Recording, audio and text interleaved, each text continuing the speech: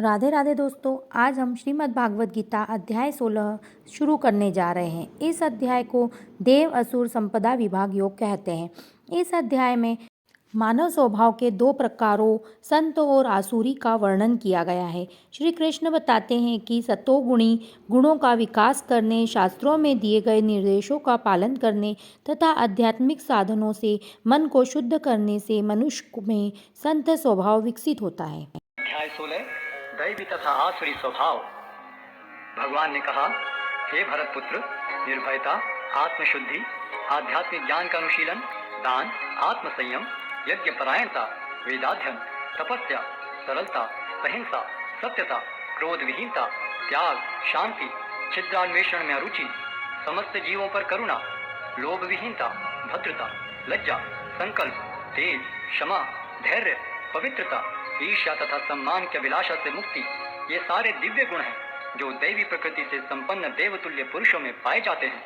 हे प्रतापुत्र, दंभ, दर्प, अभिमान, क्रोध, कठोरता तथा ज्ञान ये आसुरी स्वभाव वालों के गुण हैं। दिव्य गुण मोक्ष के लिए अनुकूल हैं और आसुरी गुण बंधन दिलाने के लिए हैं। हे पांडुपुत्र, तुम चिंता मत करो, क्योंकि तुम दैवी गुणों से युक्त होकर जन्मे हो। हे प्रतापुत्र, इस संसार में सृजित प्राणी दो प्रकार के हैं, दैवी तथा आसुरी। मैं पहले ही विस्तार से तुम्हें दैवी गुण बतला चुका हूँ। अब मुझसे आसुरी गुणों के विषय में सुनो। जो आसुरी हैं वे यह नहीं जानते कि क्या करना चाहिए और क्या नहीं करना चाहिए। उनमें न तो पवित्रता, न उचित आचरण और न ही सत्य पाया जाता है। वे कहते हैं कि यह जगत मिथ्या है, इसका कोई आधार नहीं है और इसका नियमन किसी ईश्वर द्वारा नहीं होता। उनका कहना है कि यह कामेच्छा से उत्पन्न होता है और काम के अतिरिक्त कोई अन्य कारण नहीं है।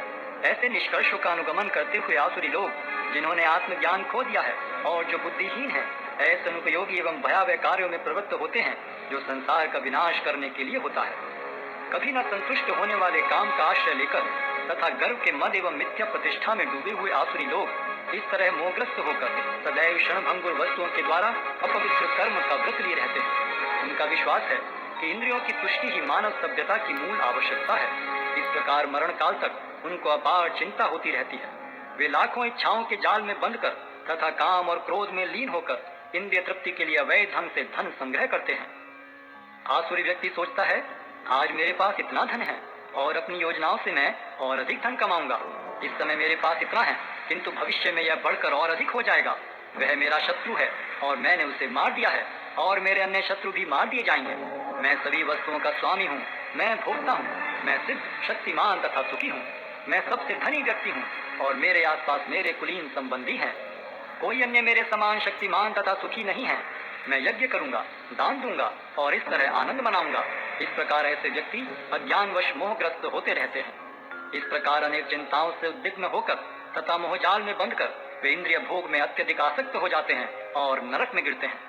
अपने को श्रेष्ठ मानने वाले तथा सदैव घमंड करने वाले, संपत्ति तथा मिथ्या प्रतिष्ठा से मोहग्रस्त लोग किसी विधि विधान का पालन न करते हुए कभी कभी नाम मात्र के लिए बड़े ही गर्व के साथ यज्ञ करते हैं।